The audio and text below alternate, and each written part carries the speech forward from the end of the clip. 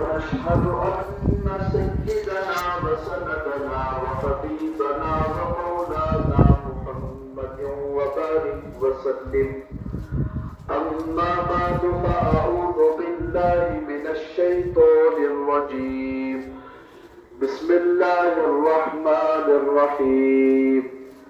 إن الذين آمنوا وعملوا الصالحات كانت لهم جنات الفردوس نزلا. قال النبي صلى الله عليه وسلم: من أكل طيبا وأمن الناس ضرائقا وعمل في سنته دخل الجنة، أو كما قال عليه الصلاة والسلام. صدق الله العظيم وصدق رسوله النبي الكريم، ونحن على ذلك لمن الشاهدين والشاكرين، والحمد لله رب العالمين. بزرگان محترم، عزیز دوستو،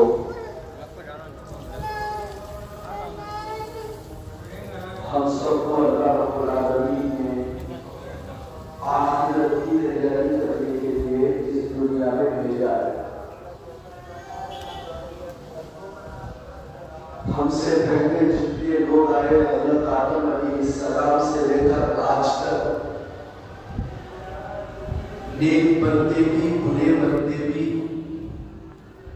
سب کو دنیا سے جانا پڑا، اور اس وقت جتنے ہیں جتنے پیدا ہوں گے سب کو ایک نہ ایک دن مرنا طے ہے. اللہ کے پاس کھڑے ہو کر زندگی کیسے گزاری اس کا جواب دینا بھی طے ہے. سارے آخرت کے مرحلے طے ہونے کے بعد دو ٹھکانے اللہ نے بنائے رکھے. ایک ٹھکانہ ہے جنت اور ایک ٹھکانہ ہے دوزخ. اچھے اعمال کرے جنت میں جائے گا، برے اعمال کرے دوزخ میں جائے گا. کچھ اعمال اچھے کچھ اعمال برے ہیں تو برے اعمال کی سزا بھگتنے کے لیے پہلے جہنم میں جائے گا، بعد میں جنت میں جا سکے گا. اللہ ہم سب کی دوزخ سے حفاظت فرمائے. ہم سب کو جتنا ہو سکے کوشش کر کے جنت میں جانے والے اعمال کرنا ہے. نماز، روزہ، صاحب حیثیت آدمی پر زکوٰۃ، صاحب استطاعت آدمی پر حج، یہ تو اسلام کے بنیادی فرائض ہیں، ان کو تو کرنا ہی ہے. ان کے ساتھ ساتھ ہمارے نبی نے ایک حدیث میں 3 اعمال بتائے ہیں. بہت آسان عمل ہے، بہت آسان کام ہے، جن کے بارے میں اللہ کے نبی نے فرمایا یہ 3 اعمال جو کرے گا اللہ اسے جنت میں داخل کرے گا. اور ایسا بھی نہیں کہ کوئی مشکل کام ہے، آسان کام ہے، اور ہم کرتے ہی ہیں، گزرتے ہی ہیں ان مرحلوں سے. وہ 3 کام کیا ہیں؟ سب سے پہلا کام یہ ہے من اکل طیبا، کہ آدمی اپنی غذا کو پاکیزہ بنا لے. جب کھائے پیے پاکیزہ حلال روزی کا لے. کھائے بغیر تو کوئی انسان رہتا نہیں، روزانہ کھانا پینا پڑتا ہی ہے. بس اس بات کی کوشش کرے کہ میں جو کمائی کما رہا ہوں وہ شریعت میں حلال ہے یا حرام ہے. جو غذا میرے پاس کھانے کی آئی ہے کیا میں اسے کھا سکتا ہوں یا نہیں کھا سکتا. بس اتنی تحقیق کر لے، جو حلال ہے وہ کھائے، جو حرام ہے اس سے بچ جائے. بتاؤ کتنا آسان کمر. اللہ کے نبی علیہ السلام نے ایک حدیث میں فرمایا کہ جو آدمی حرام غذا کھاتا ہے، حرام لقمہ اس کے حلق سے نیچے اترتا ہے 40 دن کی عبادت اللہ قبول نہیں کرتا، کوئی نماز اس کی قبول نہیں ہوتی، کوئی دعا اس کی قبول نہیں ہوتی۔ سوچ کر دیکھو، جن کا بزنس ہی حرام ہے، روزانہ کھانا پینا حرام ہے، تو کیسے اس کے اعمال قبول ہوں گے؟ قرآن مجید میں اللہ نے اپنے پیغمبروں کو خطاب فرمایا، یا ایھا الرسل، اے پیغمبروں، کلو من الطیبات واعملوا صالحا، پاکیزہ کھاؤ اور اچھے اعمال کیو۔ کس کو؟ پیغمبروں کو اللہ کہتا ہے پاکیزہ غذا کھاؤ اور اچھے اعمال کرو۔ علماء نے لکھا ہے جب پاکیزہ غذا پیٹ میں جاتی ہے تب اللہ اچھے اعمال کی توفیق بھی دیتے ہیں، ورنہ اگر حرام غذا پیٹ میں گئی، اللہ والے فرماتے ہیں پیٹ میں جانے کے بعد وہ غذا ہضم ہو کر جب اس غذا سے خون بنتا ہے، وہ خون رگوں کے ذریعے جب آنکھوں میں پہنچتا ہے تو آنکھیں حرام دیکھ کر خوش ہوتی ہیں، کانوں میں جاتا ہے تو کانوں کو حرام سننے میں لذت آتی ہے، زبان پر جاتا ہے تو زبان سے آدمی حرام نکالتا ہے، دماغ پہ جاتا ہے تو دماغ حرام خیالات کو سوچتا ہے۔ یہ حرام غذا کا اثر ہے۔ آدمی کی ذات بھی متاثر ہوتی ہے۔ جو غذا وہ اپنے بیوی بچوں کو کھلاتا ہے، کہتے ہیں کہ جو اولاد اپنے باپ کی حرام کمائی کھاتی ہے وہ کبھی اپنے ماں باپ کی فرما بردار نہیں ہو سکتی۔ جو بیوی اپنے شوہر کی طرف سے ملنے والے حرام مال کو کھاتی ہے وہ بیوی کبھی شوہر کی فرما بردار نہیں ہو سکتی۔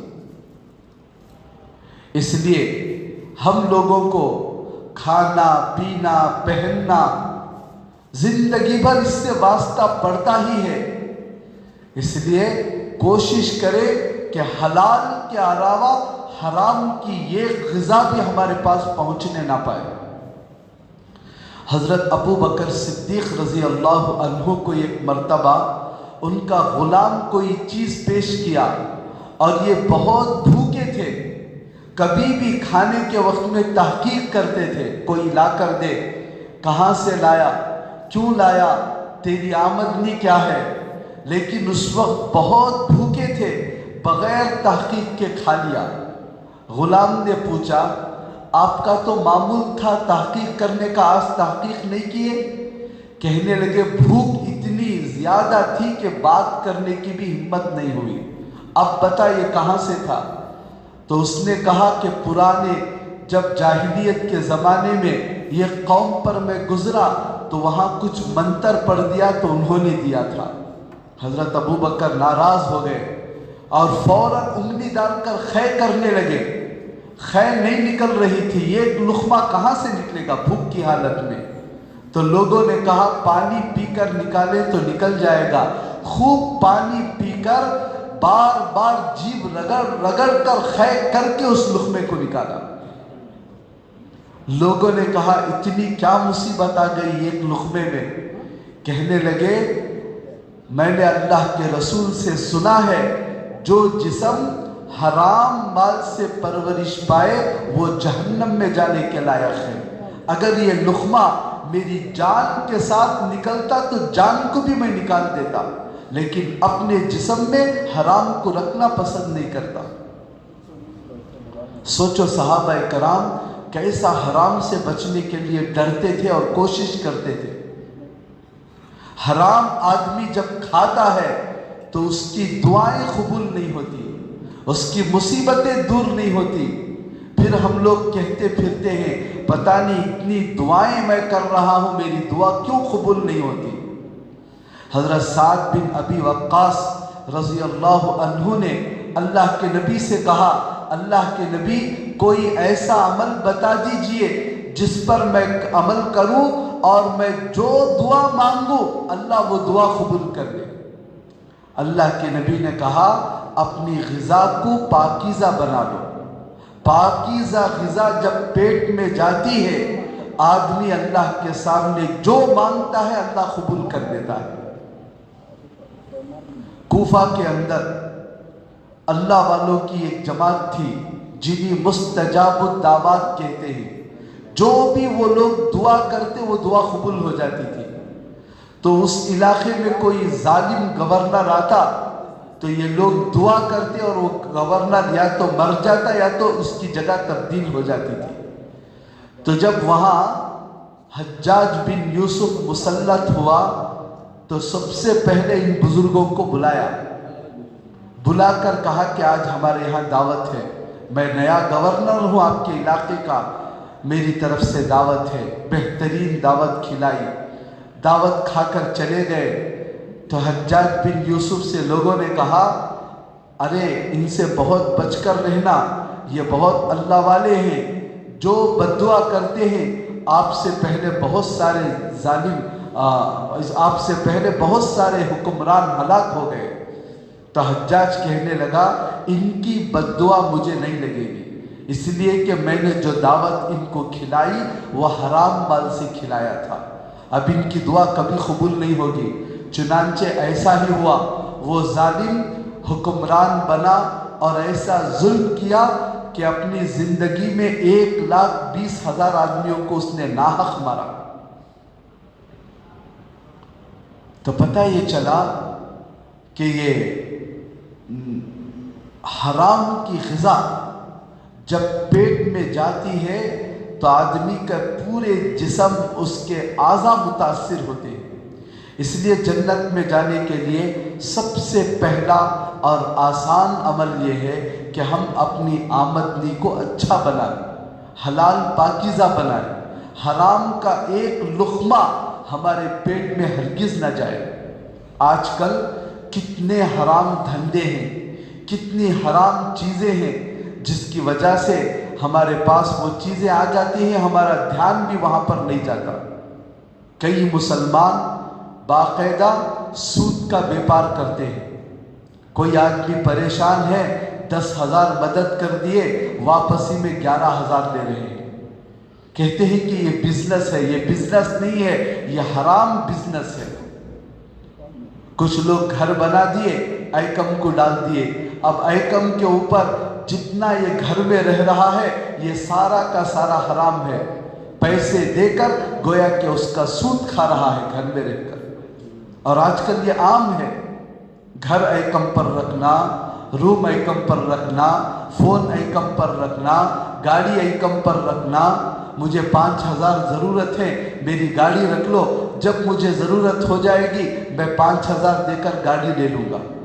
میری طرف سے خوب پرمیشن ہے، آپ کو چلاؤ پھراؤ. اللہ کے نبی کے پاس ایک صحابی آئے اور کہا کہ اللہ کے رسول، یہ ایک آدمی نے میرے پاس گھوڑا گروی رکھا تھا، کچھ پیسے لے کر گروی میں گھوڑا رکھا تھا، میں اس کے اوپر سواری کیا، کیا میرے لیے جائز ہے؟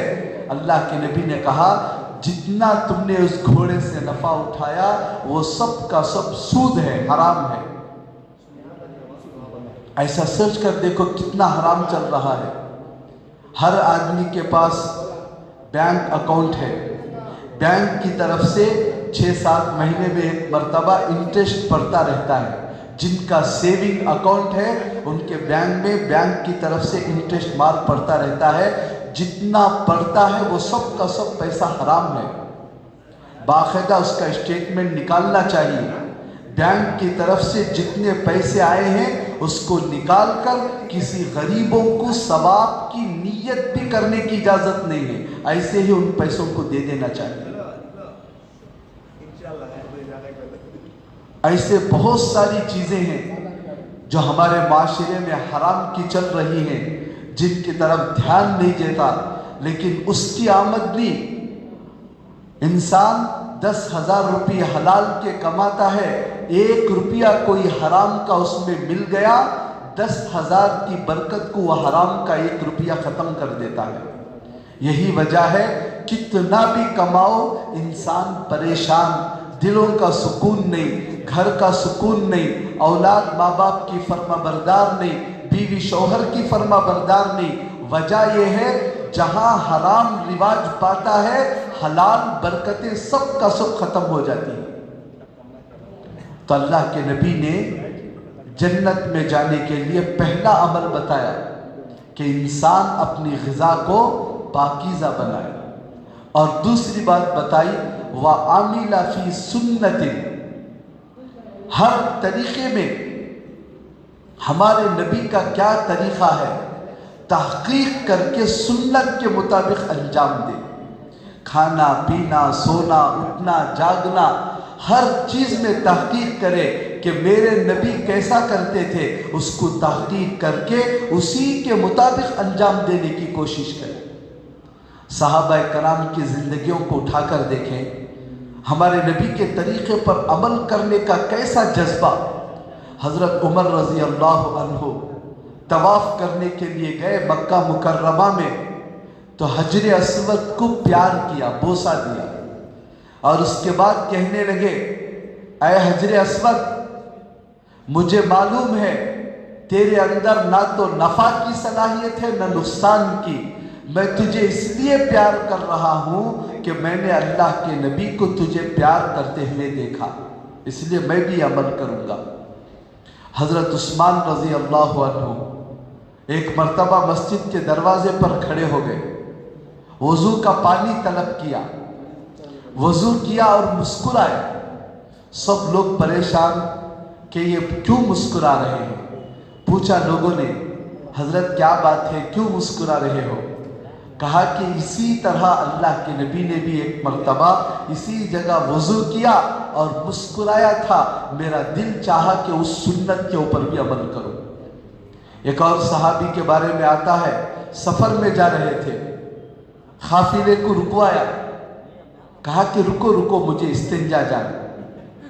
सीधा गए, इस्तिंजा बैठने की तरह बैठे, इस्तिंजा नहीं किया, वापस आ गए। साथियों ने कहा कि हजरत आप तो इस्तिंजा गए थे, इस्तिंजा से फारिग भी नहीं हुए, इतना जल्द बैठकर वापस आ गए, क्या बात है?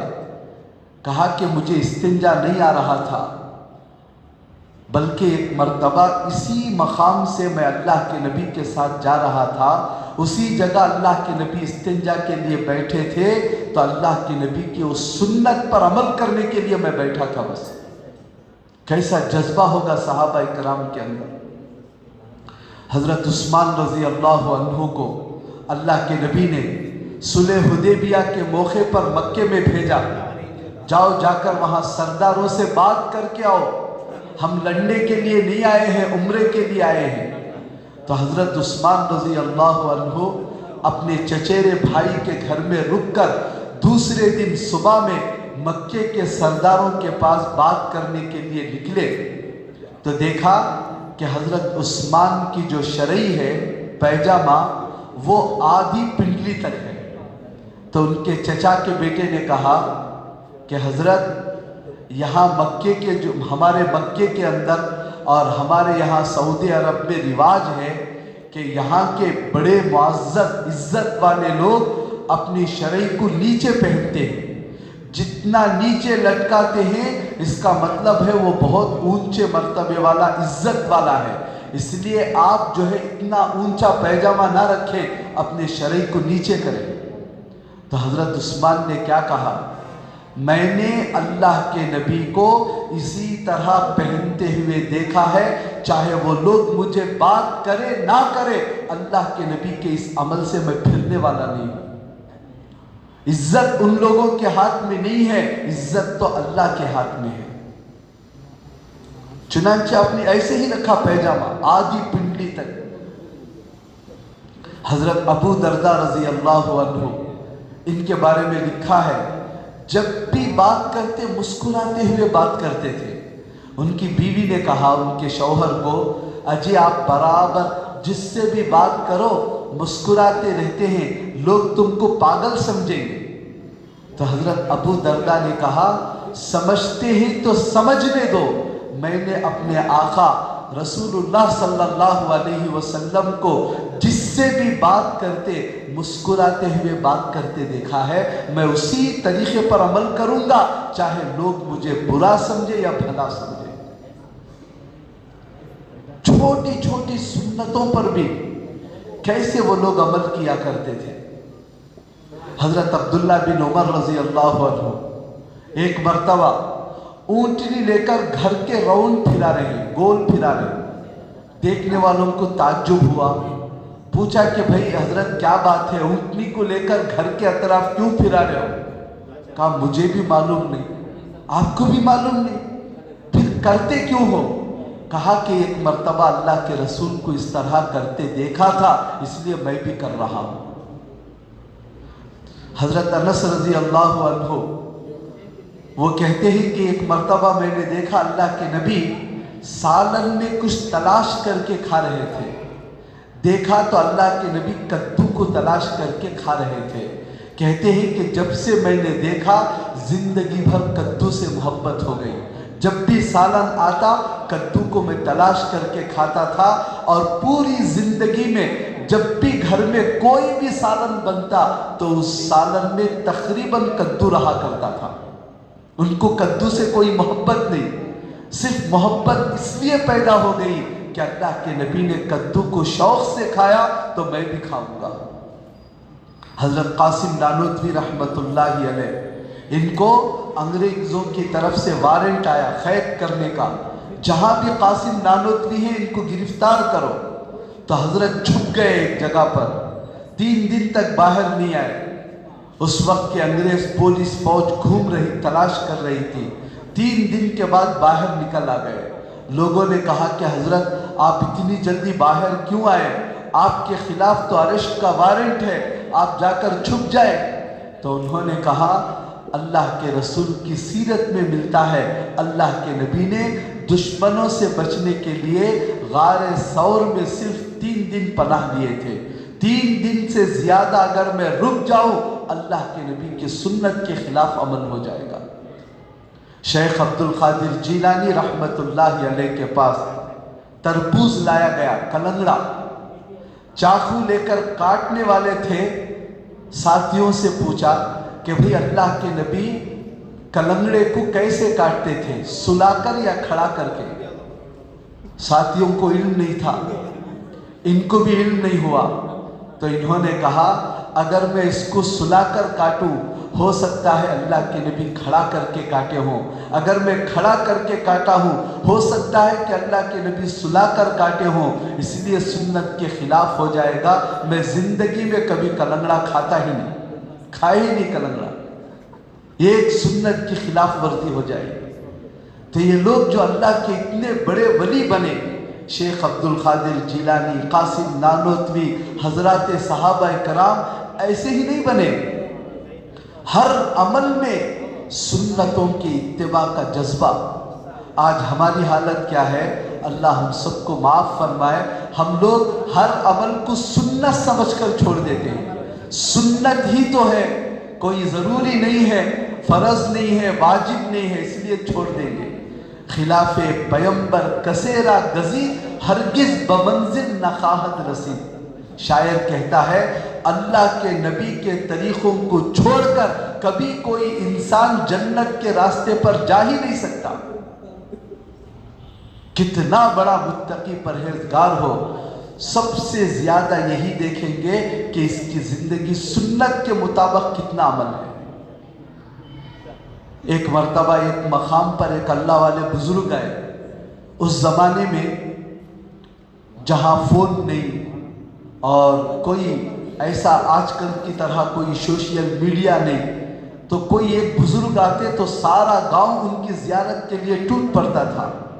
वो बुजुर्ग कहीं मक्के को जा रहे थे, ये गांव से गुजरे तो सारा गांव उनकी दीदार के लिए टूट पड़ा। वो वहां रुके, खाए पिए आराम करके ये जगह नमाज पढ़ के चले गए। इतने में एक दूसरे बुजुर्ग को पता चला फुला गांव में एक अल्लाह वाले आए हैं, तो उनसे मुलाकात के लिए ये भी आए। जब ये आए तो वो निकल गए थे। आने वाले बुजुर्ग ने पूछा कि कहाँ चले गए? लोगों ने कहा कि हजरत थोड़ी देर पहले आते, कितने बड़े अल्लाह वाले, कैसे करामतों वाले, कितना नूरानी चेहरा उनका, आप देख लेते तो खुश हो जाते। अभी यही थोड़ी देर पहले थे, इसी जगह पर नमाज पढ़ के गए। उन्होंने कहा ठीक है भाई, उनकी तो ज़ियारत नहीं हो सकी, जिस जगह वो नमाज पढ़े हैं वो जगह दिखा दो। वो जगह गए, हाथ के निशान पड़े हुए थे सजदे में, तो उंगलियां ऐसे खुली हुई रखी थी सजदे में। तो उन्होंने कहा ये अल्लाह वाला नहीं हो सकता जिसके सजदे का तरीक़ा नबी के तरीक़े के ख़िलाफ़ हो। अल्लाह के नबी जब सजदा करते उंगलियों को मिलाकर रखते थे। या अल्लाह के नबी के ख़िलाफ़ सजदा किया है तो ये हवाओं में उड़कर आए, ज़मीन चीर कर अंदर से निकले, आसमान से कूदे, ये अल्लाह वाला नहीं हो सकता, कभी भी नहीं हो सकता। तो सुन्नतों का एहतमाम, व अमिला फी सुन्नतिन, कोई भी काम करो सोचो कि अल्लाह के नबी का तरीक़ा क्या था। खा रहे हैं, कहते हैं कि हमें तो खाने नहीं होता, सुन्नत के मुताबिक बैठकर अल्लाह के रसूल के सामने एक आदमी खाना खा रहा था, अल्लाह के नबी ने, और वो लेफ्ट हैंड से खा रहा था। अल्लाह के नबी ने कहा कुल बियमीनिक, भाई सीधे हाथ से खाओ। तो वो तकब्बुर के अंदाज में कहने लगा ला अस्तती, मैं सीधे हाथ से नहीं खाता। तो अल्लाह के नबी ने कहा ला तस्तती, अगर तू अब नहीं खा सकता तो फिर कभी खाएगा भी नहीं।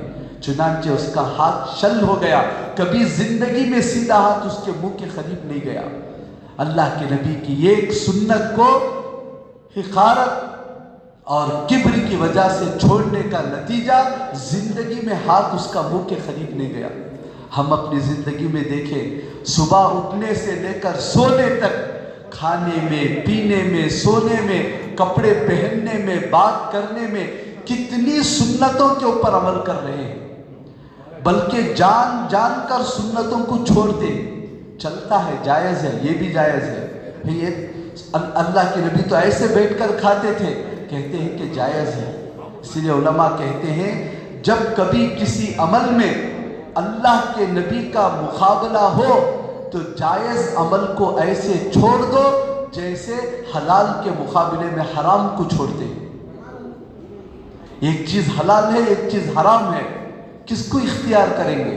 हराम को छोड़कर हलाल को। ऐसे ही एक तरीक़ा जायज़ है और एक तरीक़ा सुन्नत है, तो जायज़ को छोड़कर अल्लाह के नबी के सुन्नत के मुताबिक अमल करें। व अमिला फी सुन्नतिन, अल्लाह के जितने औलिया गुजरे हैं सब सुन्नतों के पाबंद थे। सुन्नतों को छोड़कर कोई आज तक अल्लाह का वली नहीं बना है और ना क़यामत तक बन सकता है। सुन्नतों का एहतमाम सबसे ज़्यादा अल्लाह से करीब करने वाला रास्ता है। सारी इबादतें हैं, मुजाहदे हैं, कुर्बानियाँ हैं, लेकिन ज़िंदगी में सुन्नतें नहीं हैं। याद रख लो, वह आदमी कितनी भी कुर्बानियाँ दे ले, कितनी भी मेहनतें, मुजाहदे, इबादतें कर ले, अल्लाह का वली नहीं बन सकता। मुसलमान बन जाएगा, लेकिन अल्लाह का वली बनने के लिए लाजिम है रसूलुल्लाह सल्लल्लाहु अलैहि वसल्लम की सुन्नतों का एहतमाम करें।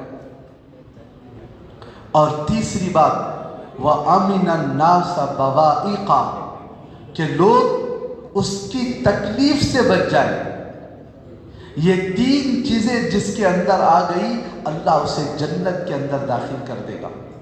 हमारी ज़बान से, हमारे हाथ से, हमारे पैर से, हमारे अमल से किसी इंसान को तकलीफ ना हो। इंसान तो इंसान, जानवरों को भी हमसे तकलीफ ना हो। ख्वाजा बाकी बिल्ला रहमतुल्लाहि अलैह एक मर्तबा तहज्जुद में उठे हैं आधी रात में, सर्दी का ज़माना है, रात बड़ी लंबी है, अपने बिस्तर के बाजू ही मुसल्ला बिछाकर नमाज पढ़ रहे थे। नमाज पढ़कर फारिग हुए तो देखा कि एक बिल्ली जाकर इनके बिस्तर के अंदर बैठ गई है, बाहर नहीं निकल रही है। सर्दी, कड़ाके की सर्दी है। हजरत सोचने लगे ये बिल्ली भी अल्लाह की एक मखलूक है, चाहे तो मैं उसे हटाल सकता हूँ, भगा सकता हूँ, लेकिन मेरी वजह से ये जानवर को तकलीफ़ क्यों हो? चलो मैं ही इंतज़ार कर लूँगा। बिल्ली के बाहर निकलने के इंतज़ार में सारी रात मुसल्ले पर बैठ गए, बिल्ली को वहाँ से उठाना पसंद नहीं किया। कैसे अल्लाह वाले लोग थे, जानवरों का दिल भी तोड़ना नहीं चाहते थे। जानवरों को भी तकलीफ नहीं देते थे। देवबंद के अंदर एक बुजुर्ग गुजरे हैं, सैयद असगर मियाँ साहब रहमतुल्लाहि अलैह, बड़े अल्लाह वाले बुजुर्ग। इनके बारे में लिखा है, ये जब बात करते तो ऐसा मालूम होता था कि इनकी ज़बान से सहाबा कराम की बातें निकल रही हैं, जैसे सहाबा बोल रहे हो। ऐसा नबी का दर्द, ऐसा उम्मत का गम और ऐसे बेहतरीन बातें कि हर कोई उनसे फ़ायदा उठाता था। हज़रत मुफ्ती शफ़ी साहब रहमतुल्लाहि अलैह, जिन्होंने मारिफुल कुरान किताब लिखी है, वो फरमाते हैं कि एक मर्तबा रात के वक़्त में वो सबक पढ़ाकर घर जा रहे थे, तो मेरे दिल में इरादा हुआ कि हज़रत के साथ वहाँ घर तक मैं जाकर आऊँ। साथ गए, बातें करते हुए जा रहे थे घर को, तो जाते जाते एक जगह रुके और कहा कि मुफ्ती साहब अपने चप्पल निकाल कर थोड़ा रास्ता चप्पल के बगैर चलो। खुद भी चप्पल निकाल लिए और मुफ्ती शफ़ी साहब से भी कहा कि आप भी चप्पल निकाल लो। चप्पल निकाल कर थोड़ा रास्ता चल कर गए, फिर कहा कि अब चप्पल पहन लो। चप्पल पहन लिए तो मुफ्ती साहब ने पूछा कि हज़रत ऐसा क्यों किया? तो हज़रत ने कहा, मैं रोज़ाना ऐसे ही करता हूँ। जितनी जगह हम पैदल चलकर आए, ये रोज़ाना मैं पैदल चलकर चप्पल के बगैर चलता हूँ। पूछा कि हज़रत इसकी वजह क्या? तो कहने लगे, यहाँ पर एक ताइफा का मकान है, जिसे हम अपनी ज़बान में रंडी कहते हैं, पैसे लेकर ख्वाहिश पूरी करने वाले। बहुत लोगों ने समझाया लेकिन नहीं मानी। जवान थी, रोज़ाना भीड़ उसके पास आती थी। अब वो बूढ़ी हो गई है, कोई उसके पास नहीं आता। वो रोज़ाना बंद सवर कर दरवाजे के पास इंतज़ार में बैठती है, शायद आज कोई कस्टमर आएगा, लेकिन कोई नहीं आता। मैं चप्पल इसलिए निकालता हूँ, अगर वो तो वहाँ बैठी रहेगी, अगर मेरे चप्पल की आवाज़ उसके कानों में पड़े तो वो सोचेगी कोई कस्टमर आ रहा है और मैं उसके सामने से गुजर जाऊँ तो उसका दिल टूट जाएगा। इसलिए मैं नहीं चाहता, वो अगरचे गलीज़ औरत है लेकिन उसके दिल को भी ठेस पहुंचाना नहीं चाहता। इसलिए इस रास्ते पर बगैर चप्पल के चलता हूं ताकि उसे आवाज़ तक ना पहुंचे। देखो बचने वाले कैसे लोगों को अपने से तकलीफ देने के लिए बचा करते हैं, और हम अपनी ज़िंदगियों को देख ले, अपने लोगों के लिए, बीवी के लिए कितनी तकलीफ बने हुए हैं, बच्चों के लिए, पड़ोसियों के लिए, रिश्तेदारों के लिए। अल्लाह के नबी ने फरमाया, अल मुस्लिमो मन सलिमल मुस्लिमून मिन लिसानिही व यदिही। मुसलमान वो है जिसकी ज़बान से, जिसके हाथ से किसी को तकलीफ ना हो। तो बहरहाल ये तीन बातें हैं, बहुत आसान बातें हैं, बहुत आसान काम है, अमल करने वाले के लिए कोई मुश्किल नहीं है। हम सब इरादा करें कि इंशाअल्लाह आज से लेकर मरते दम तक इन चीज़ों पर हम अमल करेंगे। क्या अमल करना है? सबसे पहला अपनी ग़िज़ा को पाकीज़ा बनाना है, हराम ग़िज़ा से बचना है। दूसरा, अपने सर के बाल से लेकर पैर के नाखून तक, खाने पीने, सोने, चलने फिरने, हर चीज़ में नबी की सुन्नत क्या है तहक़ीक़ करें। हमारे नबी ये काम कैसे करते थे? सफ़र जाते तो क्या करते थे? निकाह करते तो क्या करते थे? घर में बीवियों के साथ रहते तो कैसा रहते थे? बच्चों के साथ क्या बर्ताव था? हमारे नबी का लिबास कैसा था? चाहे मुझे लोग ताना दे, लेकिन मैं लिबास पहनूंगा अपने नबी का। चाहे लोग कुछ भी बुरा समझे, मैं ऐसे ही खाऊंगा जैसे मेरे नबी खाते थे। ये चीज़ हमारे अंदर होना चाहिए। और तीसरी चीज़, हमारी ज़ात से किसी को तकलीफ़ ना पहुँचे, किसी को तकलीफ़ ना पहुँचे, ना ज़बान से, ना अमल से, किसी से नहीं, हमसे सब राहत पाए, अपनी ज़िंदगी ऐसा बना ले। अल्लाह के नबी की बशारत है, ऐसा आदमी ज़रूर जन्नत के अंदर दाखिल होगा। अल्लाह मुझे भी, आपको भी इन तमाम बातों पर अमल करने की तौफीक अता फरमाए। غوث صاحب ٹمکور کے رہنے والے، ان کی طبیعت سخت ناساز ہے، دعا فرمائیں کہ اللہ ان کو اور جتنے بیمار مرد عورتیں بچے ہیں اللہ سب کو صحت عطا فرمائے، تندرستی عطا فرمائے، عافیت عطا فرمائے، ڈاکٹروں کا کھلونا بننے سے اللہ ہم سب کی حفاظت فرمائے۔